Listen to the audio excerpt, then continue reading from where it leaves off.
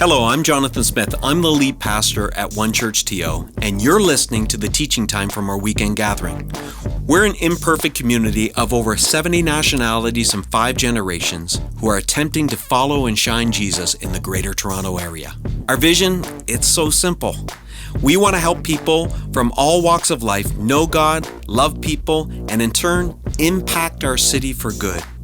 We've designed these weekends to be meaningful, challenging, and encouraging, and I hope that's what you get from listening. The year was 1995. Disney and Pixar had just released what should have been a standalone kids movie about a group of toys who came to life when children went to sleep. See, at the heart of the story, there were 2 characters. There was this guy named Woody. He was a pull-string cowboy, and he had been the favorite toy of 6-year-old Andy for his entire life. And then a new toy, Buzz, a space ranger, arrives on the scene. Now, Toy Story really should have been just a simple kids' movie. You see, Woody is well-connected and he's loved. He has friends around him, community around him. He is flourishing. But Buzz is brand new. He's completely alone. And he finds it hard to connect with Woody and the other toys in the story. And so the story begins. It should have been just a simple kids movie, but this movie took the world by storm. Adults and kids rushed to the theaters multiple times to watch the movie. And its popularity only grew. Today, the franchise is worth over $3.3 billion.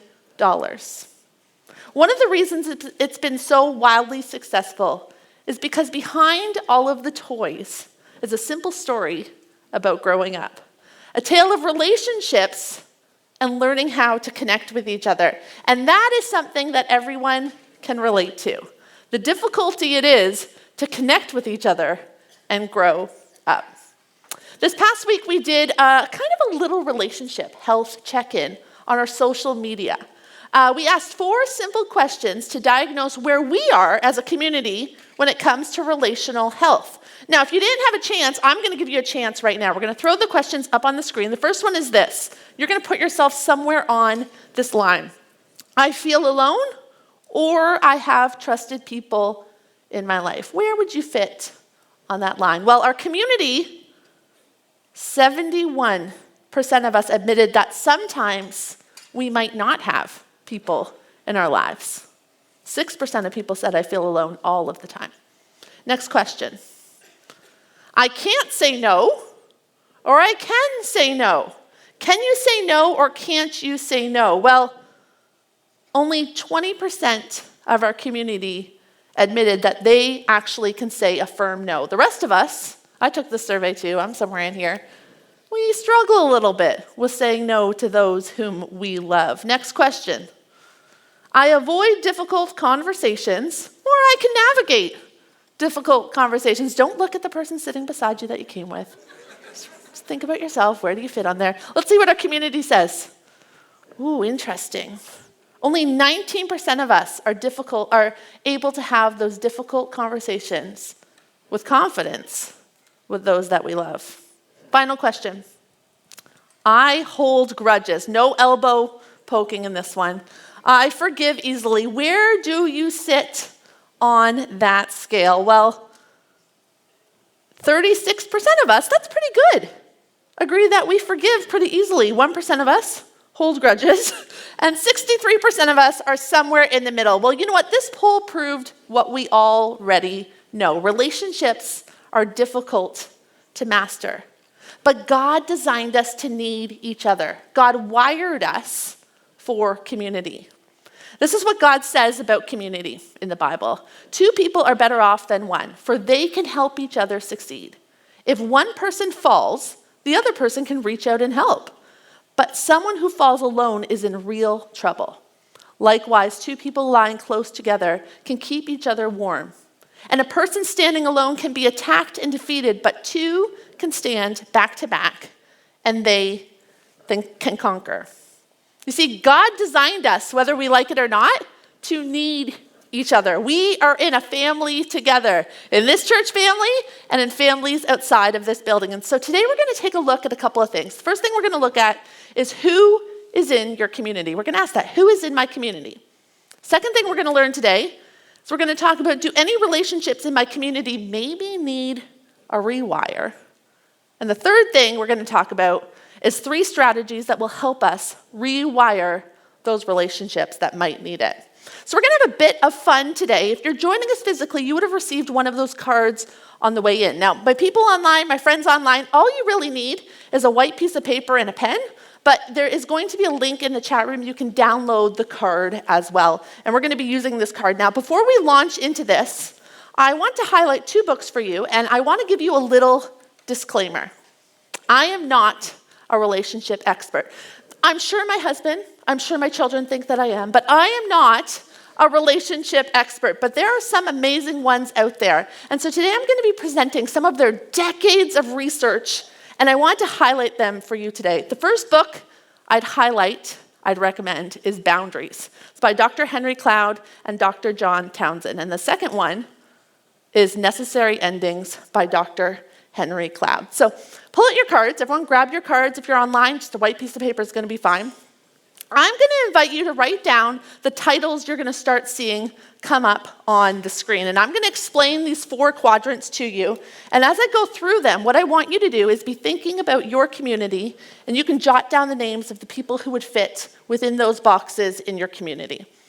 The top corner right here is your core family. You can write core family. For many people, this is probably, you're going to list down the names of your parents, your siblings, your partner, your children. It could also include some best friends, the friends that you have chosen to be a part of your family. When you're writing down names in this box, I want you to think, if my house was on fire or I was laying in a hospital bed, this is who I would call. These are the people that sit on my emergency contact list. Next, we're going to go to the next one. This is going to be our extended family. Now, it's just, this box is likely just an extension of the first box. These are people who are very close to you, but they might not receive that initial emergency call. This box is not determined by genetics, though sometimes it is, but more by choice. These are people who mean a lot to you. They're in your corner. They support you. These are people who you might invite for a birthday party, and they certainly would have a significant seat at your wedding reception. Okay, let's move down to this quadrant right here. This is everyday people. For everyday people, I want you to think about people, they might not have the label of family, but they are very important to you. Interestingly, you might spend more time with these people than you even do in that box and that box. When I think about this box, when I fill this box out, I'm thinking probably about my neighbors. I'm thinking about my colleagues. Maybe my kid's piano teacher, I have a friendship with her. I see her all the time. A list of friends that I check in routinely with. This is who would end up in that box. And finally, we have the last box.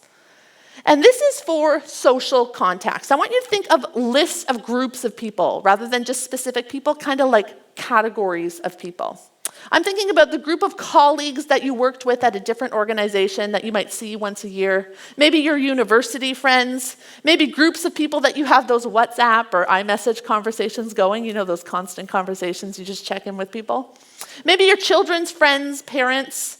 On this list, I'd probably put Facebook friends, put Instagram friends, all those friendships that I have that I kind of gather up in my social contacts. And then finally, because I know that everyone's going to ask, I want you to put God in the middle of your diagram, because God created us to have a relationship with him. And he designed us so that through our relationship with him, it might fuel the other relationships in our life. So he sits there in the middle. Now, I want you to take a look at the list that you have just created. This is your current community. And I bet there's all sorts of people, all sorts of characters listed on your list. Now, before we can determine if any of these relationships might need a rewire, I want to identify who these people are. Do you know that studies and experts all conclude that there's basically 3 different types of people? They give them different names or different titles, but basically it boils down to these 3 categories. Dr. Henry Cloud says this: wise, foolish, and evil. I'm going to give you a basic definition of each one of these. And as I do, I want you to consider on your list where your people fall into. Are they wise? Are they foolish? Are they evil? If you're sitting beside somebody that you love, that you came with, go ahead and write a smiley face, a heart. Do not identify them on your list. They're automatic wise people, so no worries about that. Let's start with wise people. Wise people. Simply put, wise people use opportunities to grow and learn. In Proverbs, it says that wise people listen to counsel, they are sensible, and they stay calm. I know all of you are wise people, so that's fantastic. See, when you're in a relationship with a wise person, you can approach them with some feedback or a problem that you're having, and that feedback will usually lead to growth, both for themselves and also for your relationship. Wise people are able to have open conversations. They can receive feedback. They can use it to address a current problem, and they can change their actions. With wise people, problems do not often become patterns. Next, let's talk about foolish people. Foolish people will usually resist any feedback you try and give them.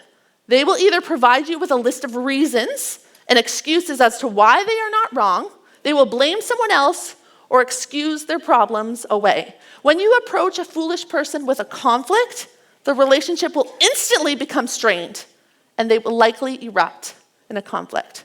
Proverbs says this: foolish people think their own way is right, and they are quickly angered. Again, none of you.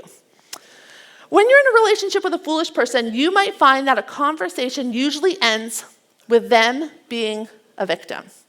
See, relationships with foolish people are tough, but it's important to note that foolish people aren't intentionally hurting other people, which is very different from evil people.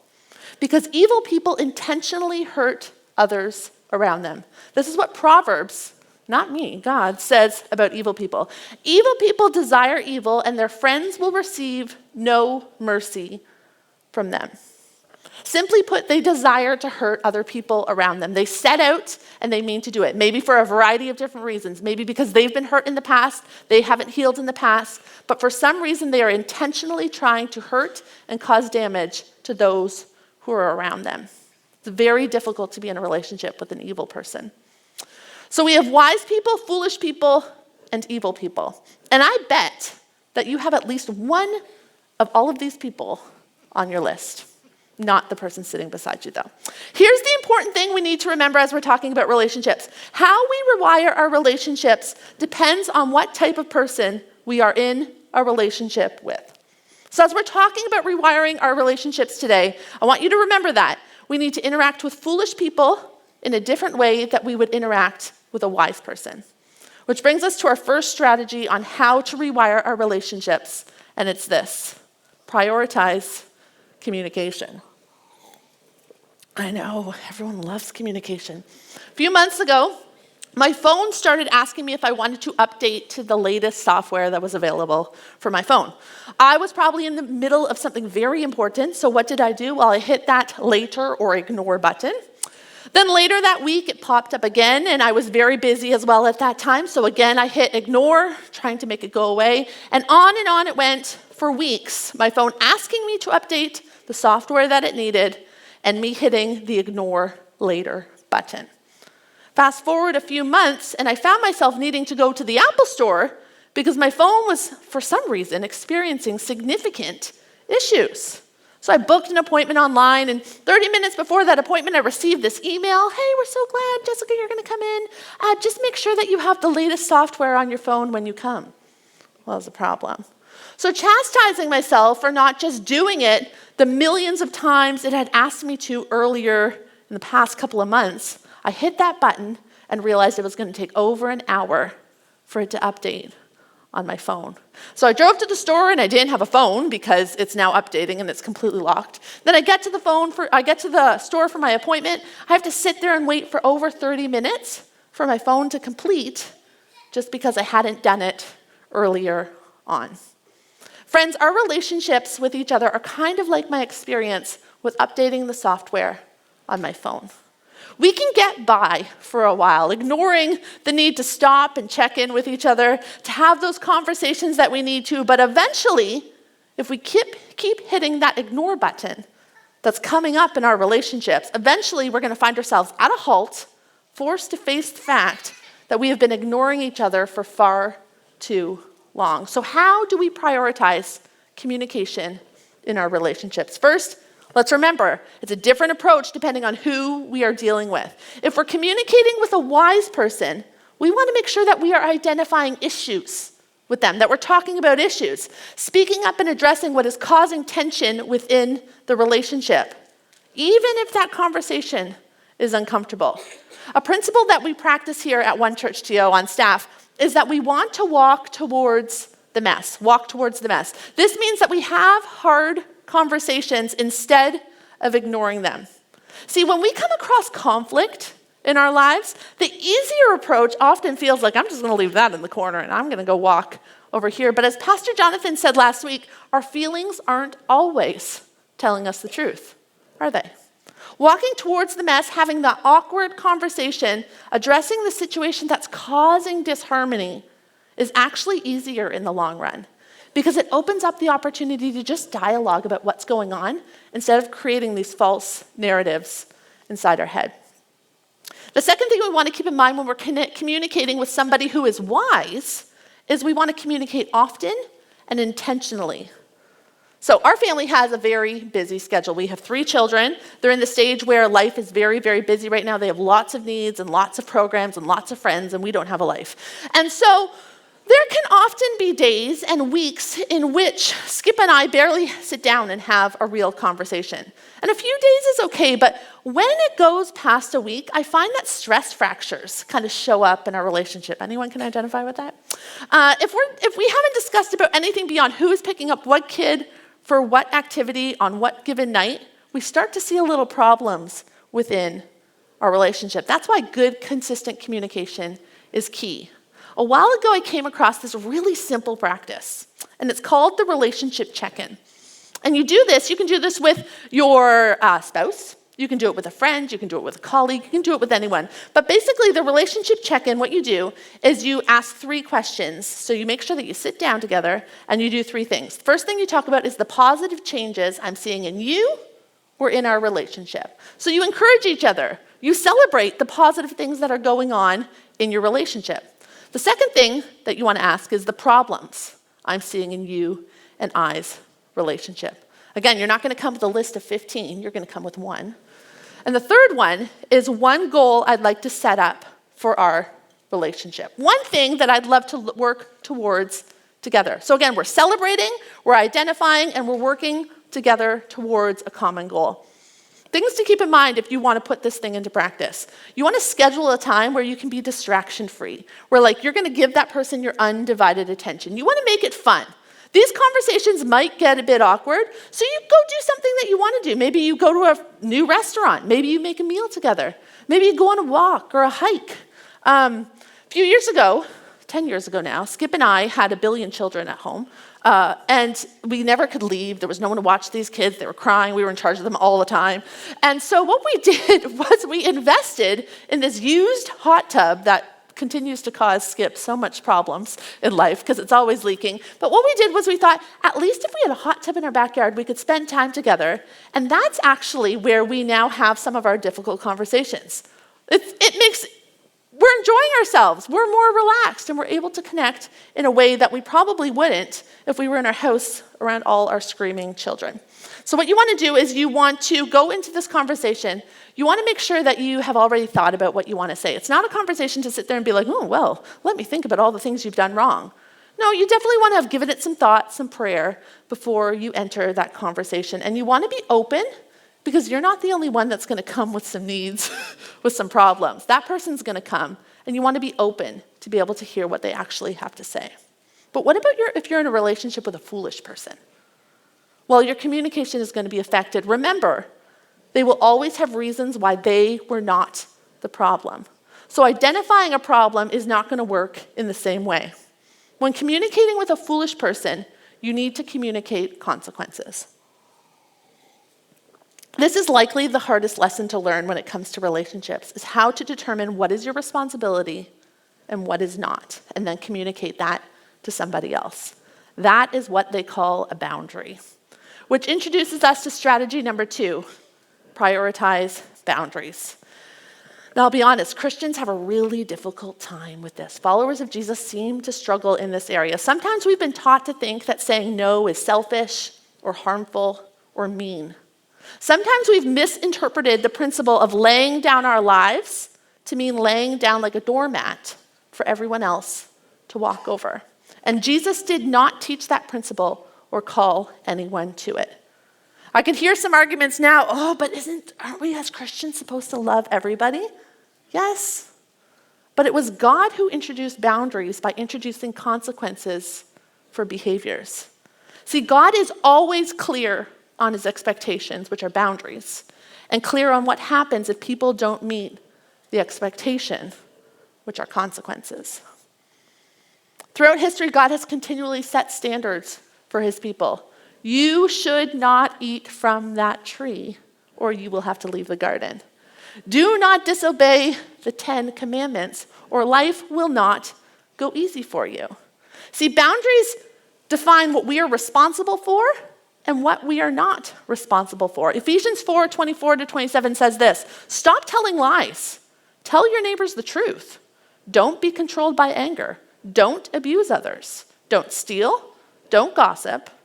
Don't rage. See, these are all boundaries that God has put on ourselves, and he tells us that they're good to put on other people. See, boundaries set a clear expectation of what you expect someone else to do in relation to you. And perhaps the simplest boundary is to create a boundary with a foolish person who refuses to take responsibility of their own actions. And I found the best way to do that is to simply remove a part of your relationship from them. Now, that's harsh. I can hear you now. That's harsh. Well, that's exactly what God chose to do.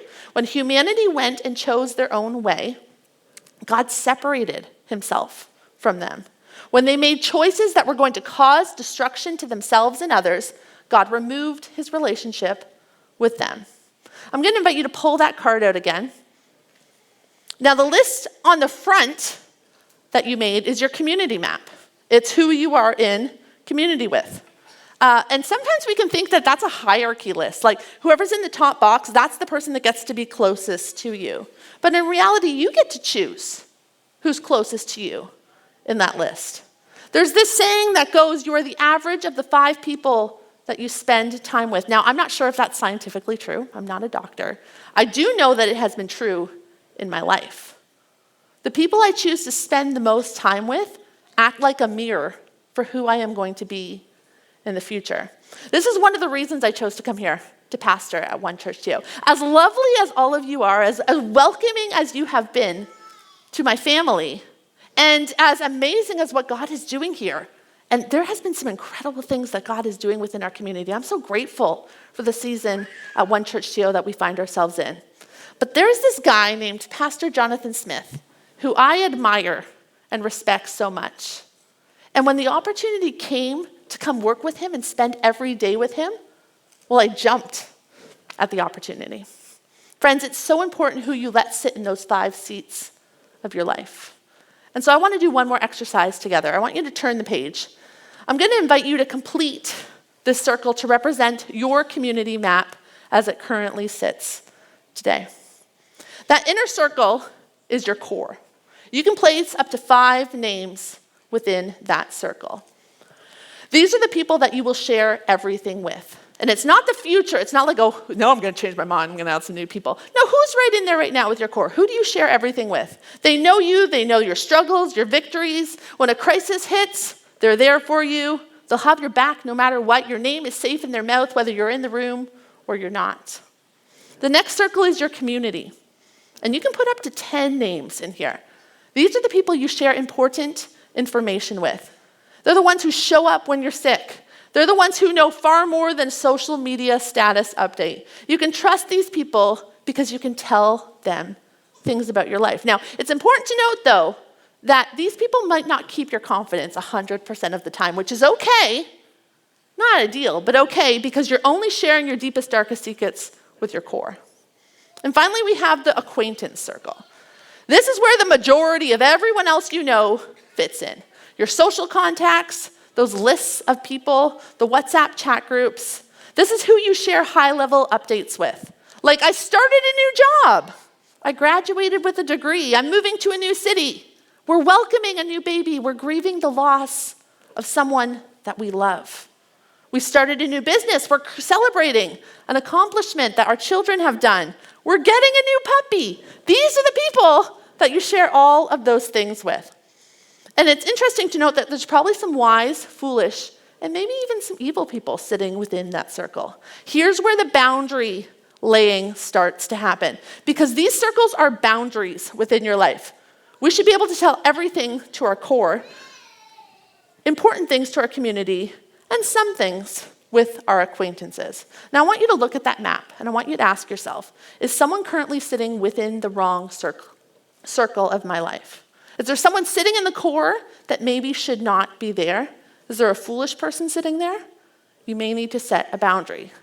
And there's practical ways you can set boundaries. And this week we're going to release an online teaching where we're going to deep dive into how we set boundaries. How do we practically do that in the different relationships that we all find ourselves in? So you're going to want to watch that and you're going to want to share that teach. But the simplest way I've ever found to set a boundary is to ask myself, is there maybe a relationship represented on my map that needs to move from an inner circle to an outer circle for a season?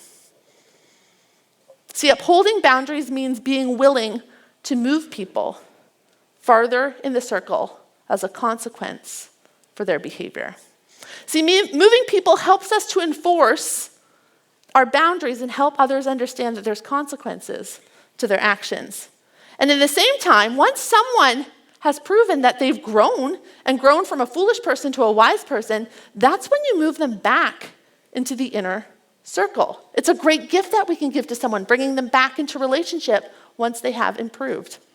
This practice helps us understand that we can set clear expectations for our relationships. It works really well with foolish people. It's like you're saying, you can be in this type of relationship with me if you uphold these expectations in the relationship. But if you choose not to, then I'm not going to be in that close of relationship with you. Which leads us to the following final strategy. Prioritize forgiveness. Oh, this is a hard one. One of Jesus' closest friends, Peter, once asked him, Jesus, how many times should I forgive someone who has wronged me? Do you think maybe Jesus 7 times might be enough?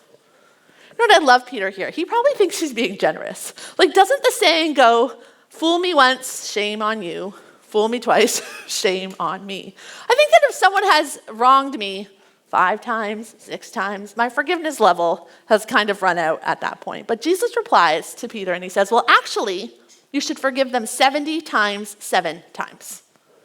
Peter goes, 70 times, 7 times? That's a ridiculous number, Jesus. And so Jesus goes on to tell a story to Peter. He tells him a story about a king. There was this king, and a lot of people owed this king a lot of money. So the king started to decide he was going to cash in on some of his debts. And he called one of his servants in who owed him $100,000. Pay up, said the king to the servant. I can't, said the man, listing so many reasons as to why he didn't have $100,000 in his pocket. And so the king declared that the man and his children and his wife would all have to pay for the debt that the servant had incurred. Well, the servant fell to his knees, and he begged the king to please give him a little bit of time so that he could pay it back and his lives of his family members wouldn't have to be the cost. And the story goes that the king was so moved that he declared that not only would he give the servant time to pay it back, he would actually completely forgive the debt of $100,000, and the servant would walk out free. Amazing. Well, as soon as the servant left the palace, he grabs one of his servants by the throat and demands that he gives him $10 that he had borrowed from him last week. Pay up now, he yelled to the man. And the man said, I don't have $10. I'm so sorry, I don't have $10. And the servant had the man thrown into jail because he couldn't pay him $10. And eventually the story makes its way back to the king, who summons the servant back and he questions him. Why would you not forgive a measly $10 when I forgave you $100,000 of debt? Friends, this is what it's like to God. Jesus says to Peter, Peter, this is what it is like to God when he so willingly forgives you everything wrong that you've ever done, yet that you withhold forgiveness from someone who has wronged you even once. Forgiveness is not an option for followers of Jesus because God commands that we willingly forgive others the wrongs that they have done against us, just as he has forgiven us the wrongs that we have done against him. But there is a difference between forgiveness and reconciliation. See, forgiveness does not say what you did was okay. Instead, forgiveness says, I'm releasing the hold that the situation has on my life and on yours. You no longer owe me for the debt that you incurred. See, forgiveness actually frees us. It doesn't mean that you need to remain in relationship with that person any longer. It just means that you've untied yourself from the situation so that you can heal from it, and also so that they can heal from it as well. See, forgiveness is not a choice, it's a commandment. But reconciliation is. See, reconciliation is saying, you can now come back into a relationship with me. What I've found about reconciliation is that it's possible with a wise person. Because when we are in a relationship with a wise person and they hurt us, we're able to communicate that hurt to them, and we're able to put up some boundaries, and they're able to make some changes so that it doesn't become a pattern. Most times, the wise person is able to change their ways over a course of time. But when we are in a relationship with a foolish person, reconciliation is going to take more time. Often, firm boundaries need to be put into place for a while, and the foolish person needs to work on changing their actions and prove that they are making work and progress. Prove that they are becoming more wise. Now, in those situations, it's very important that as followers of Jesus, we practice forgiveness. We want to release them from any debt that they've incurred by us or from us so that they can heal and they can grow and they can move on.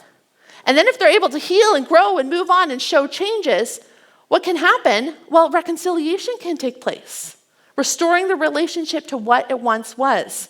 Usually, this means you can bring them back into an inner, intimate circle within your circle map. This is what God did for us.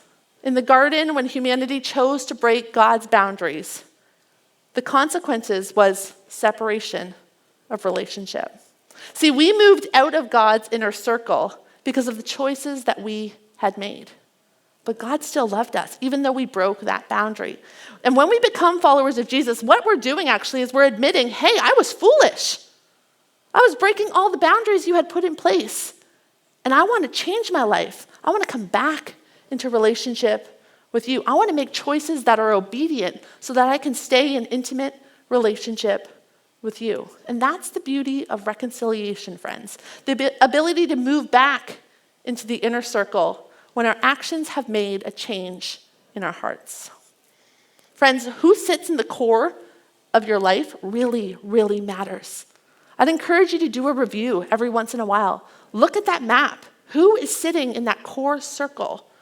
Does any extended relationship or core relationship maybe need a rewire? As we close this morning, I'm going to pray for each of us. And if we're honest, if I'm honest, I can see myself in each of the categories that we went through today. There have been times in my life where I have been the identified problem, the foolish person that someone else is in a relationship with. I've caused hurt through my own actions. And maybe like me, you can say, you know what? There's been times where I've sat in that foolish category. Maybe like me, you can admit, hey, there's foolish people on my community map. And I'm recognizing maybe I need to do some relational rewiring in some of my relationships. Friends, God promises that he'll help us navigate difficult conversations. And he'll help us to radically show love to others by forgiving them and stepping towards reconciliation. If we prioritize communication, make sure that we're identifying issues with people who are wise, identifying consequences for those who are not, and then lovingly communicating our expectations, setting clear boundaries. If you do this, then I will do this. And maybe today, you know what? You're sitting here and you're recognizing that you need to practice some forgiveness with those who sit in your circles. Maybe that's been a hard word for you, forgiveness. Maybe you didn't really understand it. Again, it's not saying it's okay what you did. It's saying, I'm releasing you from the debt that you have incurred because you did something to me. I'm going to release you from that situation and the hold that it has on my life and yours so that you can heal and so that I can heal too. So that I can become wiser and so that you can become wiser. That's the beauty of reconciliation. That's what God does for us. He forgives us. He invites us back into relationship. And that's what he's modeled for us to do in our relationships. Let's pray. Father, I thank you. God, I thank you that you modeled relationships so well for us. I think of my friends today that would admit that they have been the identified problem, that they have been the foolish person that sat within a relationship. Maybe, God, that was years ago. Maybe it's today. Maybe they're sitting beside someone right now and they're recognizing, you know what, that's me.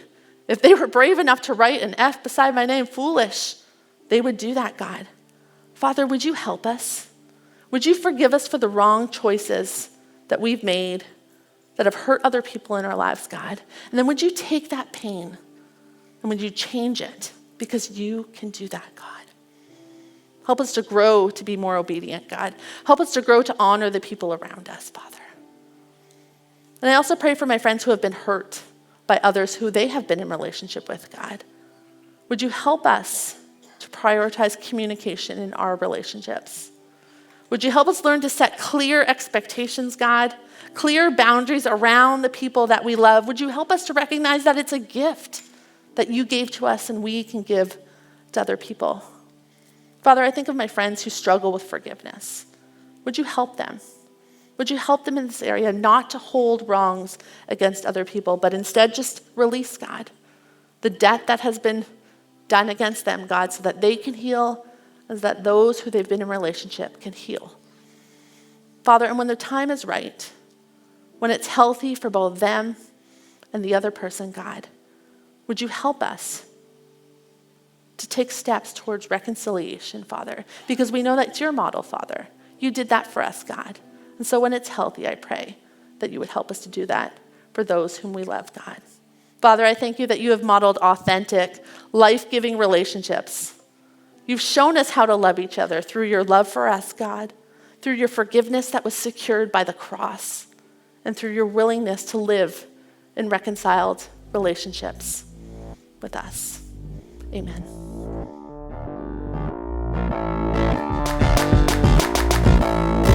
Thanks for listening. If you found this helpful, we hope you join us at one of our campuses if you're in the GTA for a weekend gathering.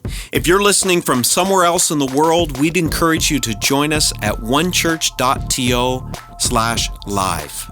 We believe everyone can be a part of what Jesus is doing both in our community and in our city.